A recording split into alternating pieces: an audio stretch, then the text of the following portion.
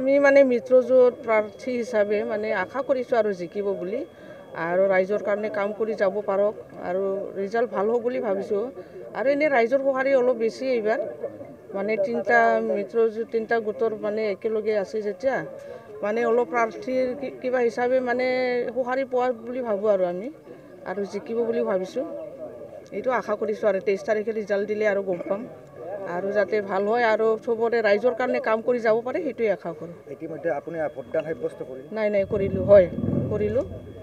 দিনটো কেনেদৰে আৰম্ভ হৈছে ঘৰৰ পৰা ওলাই মানে ৰাতিপুৱা গা ধুলোঁ, পূজা কৰিলোঁ, তাৰপিছত মানে চাহ খাই ওলাই আহিলোঁ আৰু আমি চাপাগুৰিতহে থাকোঁ যে আহোঁতে অলপ দেৰি হ'ল নহ'লে মানে ৰখিয়ে আছিল ফাৰ্ষ্ট টাইম দিবৰ কাৰণে তাৰপিছত আমি ক'লোঁ ৰাইজে দি থাকক আমি গৈ পাম বুলি।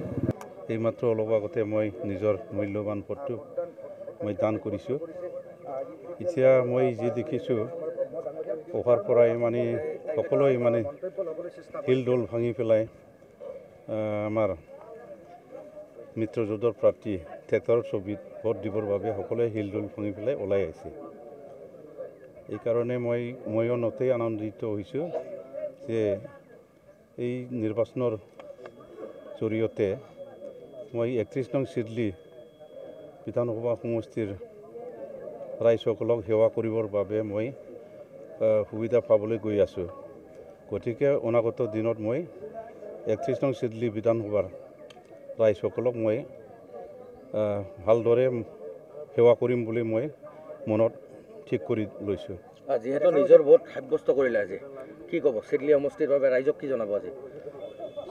চিডলি সমষ্টিৰ বাবে চিডলি সমষ্টিবাসীক মই এইটোৱে জনাব বিচাৰিছোঁ, ইতিমধ্যে আমাৰ এই অঞ্চলত শান্তি প্ৰতিষ্ঠা হৈছে, সকলোৱে শান্তিৰে বসবাস কৰিবলৈ সক্ষম হৈছে।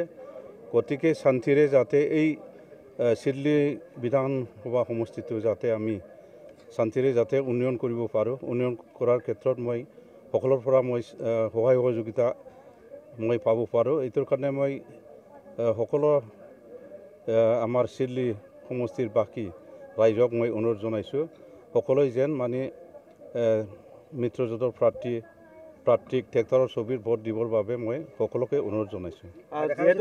প্ৰাৰ্থী আছে তো মূল যুঁজ কাৰ লগত হ'ব বুলি মূল যুঁজ বুলি তেনেকুৱা প্ৰতিদ্বন্দ্বিতা মই এতিয়ালৈকে দেখা নাই, কাৰণ এতিয়া মিত্ৰজোঁটৰ প্ৰাৰ্থীৰ বাহিৰেও BPF আৰু কংগ্ৰেছ আছে।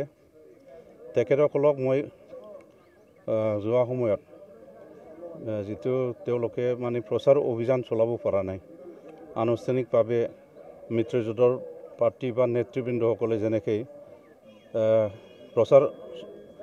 প্ৰচাৰ অভিযান আৰম্ভ কৰিছে বা কৰি আছিলে, তেওঁলোকে তেনেকুৱা আনুষ্ঠানিকভাৱে তেওঁলোকে প্ৰচাৰ কৰিব পৰা নাই। এইকাৰণে ইমান প্ৰতিদ্বন্দ্বিতা হ'ব বুলি মই ভবা নাই।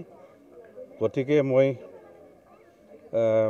বিপুল ভোটত জয়যুক্ত হ'ম বুলি মই আশা ৰাখিছোঁ। সন্মুখত পৰিষদীয় নিৰ্বাচন, এই যিটো উপনিৰ্বাচন, এই উপনিৰ্বাচন ছেমি ফাইনেল হিচাপে আপোনালোকে বিবেচনা কৰিব বিচাৰিছে নেকি বা কেনেকুৱা ধৰণে লৈছে?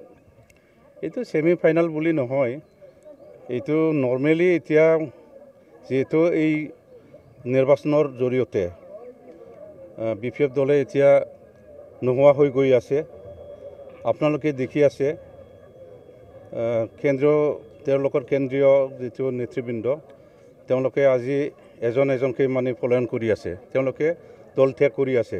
গতিকে নেতৃবৃন্দসকলে বা নেতাসকলে যদি এই দল এৰি পেলাই বেলেগত গুচি যায়, তেনেহ'লে এই দলটো যে কেনেকৈ জীয়াই থাকিব এইটো আপোনালোকে সকলোৱে গম পায়। গতিকে আৰু UPPLৰ বাহিৰে বেলেগ দলে অহা যিটো পৰিষদীয় নিৰ্বাচন হ'ব, ইয়াত প্ৰতিদ্বন্দ্বিতা কৰিব নোৱাৰিব বুলি মই ক'ব পাৰোঁ। ৰাষ্ট্ৰীয় পৰ্যায়ত যিবিলাক দল আছে, কংগ্ৰেছ হওক বা বিৰোধী হিচাপে আছে, তেওঁলোকৰ একো ভূমিকা নাথাকিব বুলি ভাবে নেকি পৰিষদীয় নিৰ্বাচন? নাই, তেওঁলোকৰো ভূমিকা থাকিব, কিন্তু তেনেকুৱা মানে UPPLৰ দৰে তেনেকুৱা হয়তো যুঁজ দিব নোৱাৰিব পাৰে আৰু কি। এতিয়াতো আমি মিত্ৰজোঁট হিচাপে আমাৰ সন্মানীয় আমাৰ অসমৰ মুখ্যমন্ত্ৰী ডক্টৰ হিমন্ত বিশ্বৰ গাইডেন্স মতে এতিয়া সকলোৱে মানে AGP, BJP, UPPL ভালকৈ কাম কৰি আছোঁ আৰু অনাগত দিনত পৰ্যায়ক্ৰমে আলোচনা বিলোচনাৰ মাধ্যমত কি ধৰণে চলাই লৈ যাব এইটো ওপৰ মহলৰ নেতৃবৃন্দসকলে এইটো ক'ব পাৰিম। আৰু যথেষ্ট আজিৰ দিনটো আপোনাৰ কাৰণে গুৰুত্বপূৰ্ণ দিন। পুৱাৰ ভাগত কেনেদৰে কি মাংগলিক অনুষ্ঠানে আপুনি আজিৰ দিনটো আৰম্ভ কৰিছে আৰু ক'লৈ যাব, কি পৰিকল্পনা আছে দিনটোত? আজিতো মই গোটেই যিটো 31 নং বিধানসভা সমষ্টি এৰিয়া, এই এৰিয়াত মই যাম। প্ৰথমে ইয়াৰ পৰা মই হাতীজাৰ বুলি জেগা আছে ভূটান বৰ্ডাৰৰ ওচৰত, তাৰ পৰা আৰম্ভ কৰি পেলাই নিচিমাত আহিম। নিচিমাৰ পিছত 14, 13 আৰু 16 আৰু 12 নং যিটো পৰিষদীয় যিটো সমষ্টি আছে এইবিলাকত মই ফুৰিম বুলি মই আশা ৰাখিছোঁ। ঠিক আছে।